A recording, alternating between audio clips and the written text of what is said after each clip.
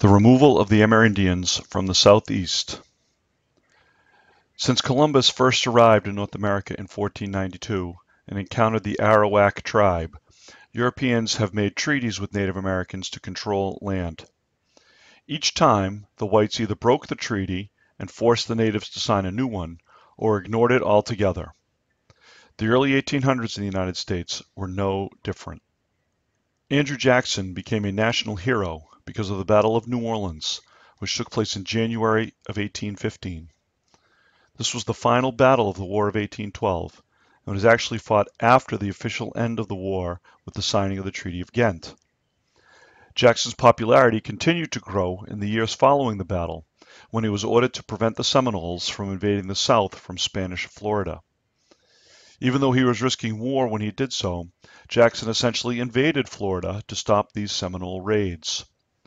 While he was ordered to stop this to prevent war, his work eventually led to the Adams-Onis Treaty and the United States picking up Florida. 10 years later, when Andrew Jackson became president, he again proved his dislike of the Amerindians of the South when he began the process to remove them from the land. Southern farmers had made it known that the land that the Amerindians were living on was valuable to them. Jackson obliged by moving the Amerindians along. Jackson convinced Congress to pass the Indian Removal Act in 1830, which gave the president the authority to trade land in the area of the Louisiana Purchase for land east of the Mississippi River. So Jackson gave the order to move the Amerindians from their homelands in the South to what is now Oklahoma. The land that they were being moved to was drastically different from what they were leaving behind, something that would be very difficult for them to adjust to. The 5 civilized tribes, the Creek, Choctaw, Chickasaw, Seminole, and Cherokee, was the name used to describe the tribes that had assimilated the most into living in the United States. This meant that they had made themselves most like whites in the United States.